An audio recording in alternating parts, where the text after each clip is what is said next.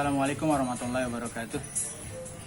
Alhamdulillahirabbil alamin wa bihi nasta'in ala umuri dunya waddin. Shalatu wassalamu ala asyrofil anbiya'i wal mursalin wa ala alihi washabihi ajmain. Amma ba'du. Anak-anakku kelas 7 yang saya cintai dan banggakan, alhamdulillah kita berjumpa lagi pada materi yang pertama di awal semester genap untuk mata pelajaran sejarah kebudayaan Islam. Di awal materi ini dibahas tentang mengenal Abu Bakar As-Siddiq.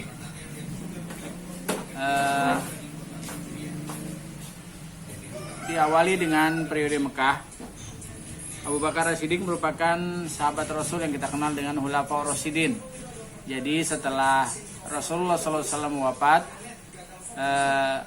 kekhalifahan diteruskan oleh Khulafaur Rasyidin yang terdiri dari Abu Bakar As-Siddiq, Umar bin Khattab, Utsman bin Affan, dan Ali bin Abi Thalib. Yang pertama, sahabat Abu Bakar As-Siddiq merupakan salah satu sahabat Rasul yang sangat masyhur.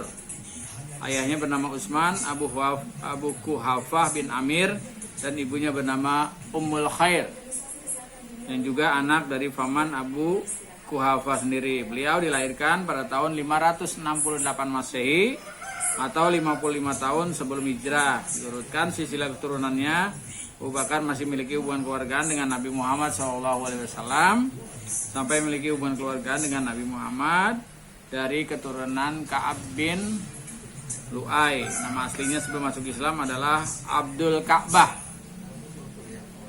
Setelah masuk Islam, Nabi Muhammad memberi nama Abdullah. Nama Abu Bakar As-Siddiq merupakan gelar yang hanya dimiliki oleh beliau. Kata-kata pada nama tersebut mengandung arti, yaitu Abu artinya bapak, Bakar artinya segera. As-Siddiq itu yang membenarkan. Gelar Abu Bakar As-Siddiq diberikan ketika pertama kali masuk Islam dengan segelas setelah mendapatkan berita akan kenabian Rasulullah SAW. Abu Bakar Siddiq yang dikatakan As-Siddiq percaya, misalnya dengan berkaitan dengan pengalaman ucapan Nabi, misalnya dalam peristiwa Isra Mi'raj mendengar kabar bahwa Nabi menjalankan sesuatu yang di luar logika, percaya padahal orang yang lain masih berpikir-pikir benar tidaknya peristiwa itu, yang seperti Nabi bisa membelah bulan, Nabi berjalan dipayungi oleh awan. Kalau orang-orang yang lain belum tentu percaya, tapi Abu Bakar sudah percaya bahwa itu memang kehendak dari Allah Subhanahu wa taala. Jadi ketika sebelum datang cahaya Islam, Abu Bakar terkenal dengan saudagar kaya raya. Beliau seorang pedagang yang gigih, perjalanan jauh beliau tempuh untuk melakukan perdagangan. Tekanan bisnis beliau juga segan karena kejujuran beliau. Dagangannya beliau maju pesat. Satu hal yang tidak perlu beliau lakukan, misalnya ya mengurangi timbangan, ya. Dan kejujuran beliau itu semakin kuat bahwa Nabi merasa bahagia ketika beliau selalu mendampingi kemanapun Rasulullah pergi. Jadi selalu didampingi oleh Abu Bakar Siddiq sampai akhirnya juga ketika beliau Mi'raj ya, dari kota Mekah ke kota Madinah, beliau juga yang mendampingi Rasulullah SAW. Jadi kehadiran Islam sempat mengusik hati Abu Bakar. Maka ketika suatu kesempatan bertemu empat mata dengan Nabi, Abu Bakar bertanya kepada Nabi, "Ya Muhammad, benarkah engkau meninggalkan agama nenek moyang, membenci Tuhan orang-orang Quraisy, sebagaimana tuduhan mereka kepada kau ya Muhammad?" Nabi Muhammad menjawab, "Benar saudaraku, sungguhnya aku diutus oleh Allah untuk menyerukan risalah. Demi Allah, yang jiwaku ada di tangannya, apa yang dikatakan adalah maha benar." Ya, jadi menyatakan keislaman, membenarkan segala ucapan Nabi, menyusul setelah Khadijah dan Ali juga masuk Islam. Ini, jadi meninggalkan apa yang pernah diajarkan oleh nenek moyang dengan menyembah berhala dan sebagainya. Nabi karena mendapatkan dari Allah Subhanahu wa taala untuk meneruskan risalah, yaitu agama Islam, ketika ditanya oleh Abu Bakar, ia membenarkan. Dan ketika itu pula, ketika sudah Ali bin Abi Thalib masuk Islam, Khadijah masuk Islam, Abu Bakar juga resmi masuk Islam, mengikuti ajaran dan risalah yang dibawa oleh Nabi Muhammad SAW. Setelah Abu Bakar memeluk Islam, beliau menyertakan perjuangan Nabi dan mempunyai peran penting dalam dakwah Nabi di kota Mekah. Adapun peran Abu Bakar berdakwah kepada para sahabat, dekatnya meyakini kebenaran ajakan dari Nabi Muhammad SAW. Beberapa yang dekat dengan Abu Bakar yang masuk Islam adalah Utsman bin Affan, Jubair bin Awam, Abdurrahman bin Auf, Sa'ad bin Abi Waqqas dan sebagainya. Mengorbankan seluruh harta kekayaannya untuk perjuangan Islam. Selalu percaya di segala ucapan perbuatan dari Muhammad SAW. Jadi apa yang diucapkan, apa yang diperbuat oleh Nabi, dia langsung percaya. Karena itu memang risalah yang dibawa Nabi Muhammad dari Allah Subhanahu wa taala. Kemudian juga percaya dengan ucapan buatan Nabi, misalnya ketika Nabi menjalani Isra Mi'raj. Orang-orang lain apalagi suku kafir Quraisy nggak percaya ketika Nabi melakukan perjalanan dari Masjidil Haram ke Masjidil Aqsa, dari Aqsa ke Sidratul Muntaha. Maka dijelaskan sekarang dalam surat Al-Isra ya. Awalnya dari subhanallazi asra bi 'abdihi lailan minal Masjidil Haram ilal Masjidil Aqsa alladzi barakna haulahu linuriyahu min ayatina innahu was-sami'ul basir. Ya. Dari sikap yang selalu benarkan segala ucapan tindakan Nabi Muhammad, maka Abu Bakar mendapatkan gelar Asy-Siddiq. Kemudian juga mendampingi Nabi ke kota Yasrib, Madinah, dan menjaga Nabi baik bersembunyi di gua-gua untuk menghindari kejaran para kaum Quraisy.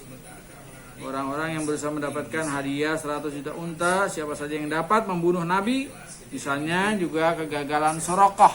Ya, kalau kita pernah mendengar ceritanya, Suraqah bin Malik bin Jasum yang mengejar Nabi pada waktu itu, tapi selalu terperosok ingin membunuh Nabi berkali-kali, malah pedangnya terpental dan dipegang oleh Nabi. Ya, dia berbalik, Nabi mengatakan, siapa yang akan bantu kamu? Maka dia langsung masuk Islam. Ya, ini yang diperjuangkan oleh Nabi Muhammad SAW, dan itu diketahui sekali oleh Abu Bakar yang selalu mendampingi kemanapun Nabi Muhammad SAW berdakwah ketika itu. Ini pada waktu periode Mekah. Selanjutnya ketika periode Madinah, dalam rangka menyusun kekuatan dan persaudaraan, Nabi Muhammad mempersaudarakan sahabat Muhajirin dengan Ansor. Muhajirin adalah orang-orang Mekah yang hijrah dari kota Mekah kota Madinah, dan orang Ansor adalah orang yang terima menolong ya orang-orang Madinah yang menyambut dengan baik kedatangan dari orang-orang Ansor, orang-orang Muhajirin ya, pengikut dari Nabi Muhammad SAW diterima dengan baik oleh orang-orang Madinah, orang Ansor yang disebut dengan kaum Ansor tadi. Jadi kaum Muhajirin adalah orang-orang yang hijrah dari kota Mekah kota Madinah, dan kaum Ansor orang yang menyambut dengan baik atau yang menolong kedatangan dari orang-orang Mekah yang datang ke kota Madinah. Dalam setiap peperangan, Abu Bakar juga selalu tampil peran serta beliau dalam berbagai perangan, misalnya dalam perang Badar, perang Uhud ya. Kemudian perang-perang yang lain yang diikuti oleh Nabi Muhammad SAW.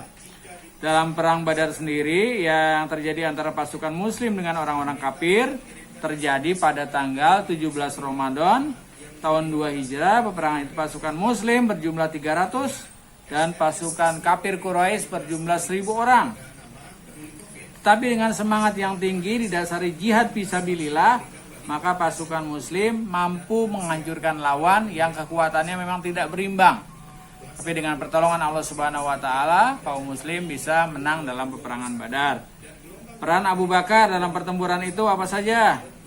Yang pertama, motivasinya, semangatnya ya, berjuang di jalan Allah untuk mencapai kemenangan, mesti jumlahnya jauh ya dibandingkan jumlah dari pasukan kafir Quraisy. Kemudian yang kedua, membesarkan hati Nabi bahwa Allah akan selalu mengabulkan doa-doanya. Turunlah ya surat Al-Anfal ayat 9 yang menyatakan bahwa Allah menurunkan bala bantuan 1000 malaikat.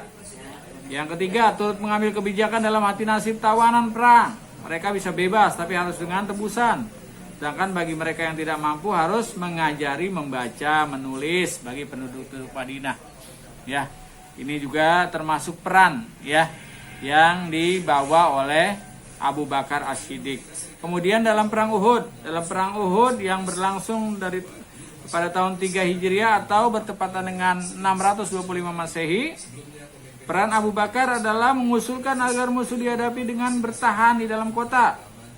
Abu Bakar tidak pernah melanggar keputusan Nabi. Kalau Nabi sudah mengatakan tetap bertahan, ya tetap bertahan.